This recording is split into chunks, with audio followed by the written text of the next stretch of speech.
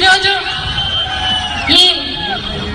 ఈ గోదావరి జిల్లాలు చూస్తుంటే మరి ఆ రోజు రాజశేఖర రెడ్డి గారు చేసిన ప్రజా ప్రస్థానం అయితేనేమి, ఆ రోజు రాజమండ్రి బ్రిడ్జి దగ్గర జరిగిన పాదయాత్ర అయితేనేమి, ఆ రోజు గోదావరి తీరం అయితేనేమి, మరి ఆ రోజు రాజశేఖర రెడ్డి గారు సిక్కై మధురవాడలో వారం రోజులు ఉన్నప్పుడు మీరు అందించిన ప్రేమ అయితేనేమి, ఈ రోజు మరో ప్రజా ప్రస్థానంలో షర్మిలమ్మ గారి మీద చూపించిన ప్రేమ అయితేనేమి, జగన్ బాబును ఓదార్పు యాత్రలో మీరు ఆదరించిన తీరైతేనేమి, ప్రతి దానికి కూడా మరి ఈ రోజు కృతజ్ఞతలు తెలుపుకుంటున్నాం మీకు అందరికీ కూడా, చేతులెత్తి రాష్ట్ర ప్రజలందరికీ కూడా. ఆ రోజు రాజశేఖర రెడ్డి గారు మరి ఈ గోదావరి జిల్లాలంటే చాలా ఇష్టం, అమితమైన ప్రేమ ఆయనకు. రాజశేఖర రెడ్డి గారు ముఖ్యమంత్రి అయిన తర్వాత ఈ గోదావరి జిల్లాలకు 60-70 సార్లు రావడం జరిగింది.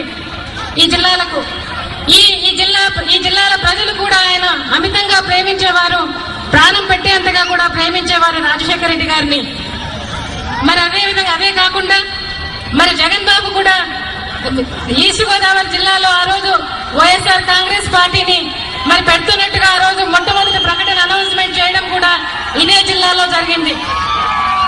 మరి అదే కాకుండా మరి యాదృచ్ఛికంగా జరిగిందేమో, పెద్దగా ప్లాన్ చేయకపోయినా కూడా రాజశేఖర రెడ్డి గారు ఏదైతే ఆ రోజు మరో ప్రజా ప్రస్థానంలో మరి వెస్ట్ గోదావరి జిల్లాకు ఎంటర్ అయింది మే 12వ తారీఖున, అదే సాయం సమయమున అదే చిరుజల్లులు వచ్చినప్పుడు రాజశేఖర రెడ్డి గారు ప్రజా ప్రస్థానం ఈ జిల్లాలోకి ఎంటర్ అవడం జరిగింది.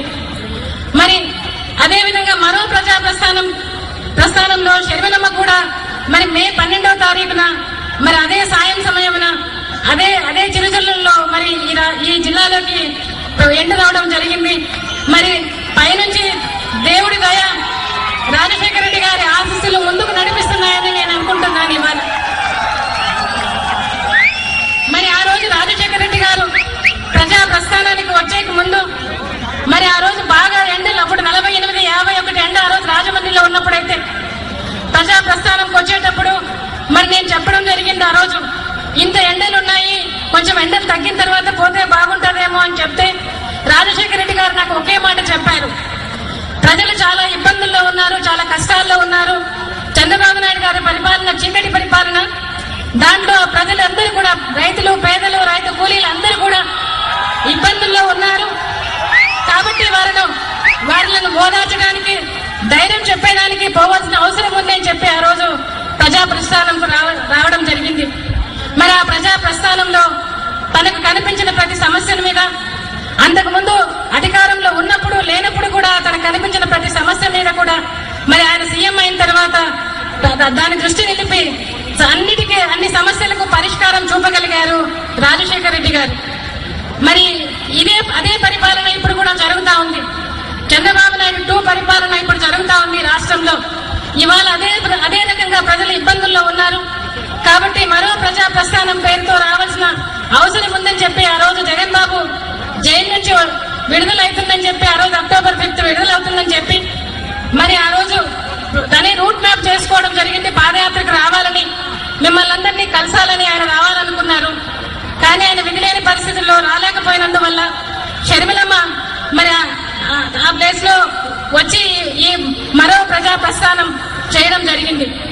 మరి ఈ రోజుకు మరో ప్రజా ప్రస్థానం మొదలుపెట్టి ఈ రోజు 150 రోజులు అయింది.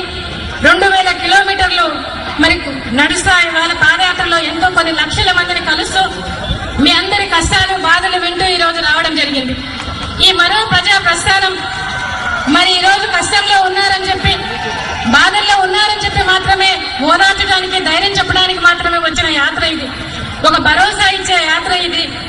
అంతేకాకుండా మరి ఈ రోజు అధికార పార్టీ కాంగ్రెస్ పార్టీ మరి తెలుగుదేశం పార్టీ కుమ్మక్కై రాజకీయాలు నడుపుతుండగా మరి వాటన్నింటినీ బట్టబయలు చేసేదానికి ఈ రోజు పాదయాత్రగా రావాల్సి వచ్చింది.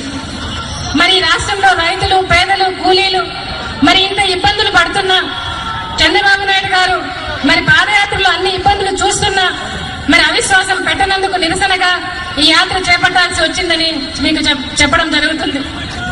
మరి అంతేకాకుండా జననేతగా మీ అందరి మధ్యలో ఉన్న జగన్ బాబును మరి ఈ రోజు మరి ఆయన మీద మరి కక్షతోటి ఈ రోజు ఆయన లోపల పెట్టి మరి ఈ రోజు జరిగించే కార్యక్రమాలన్నిటికీ కూడా వ్యతిరేకంగా ఈ రోజు వైఎస్ఆర్ కాంగ్రెస్ పార్టీ ఈ రోజు మరి మరో ప్రజా ప్రస్థానం పేరుతో మీ ముందుకు రావడం జరిగింది.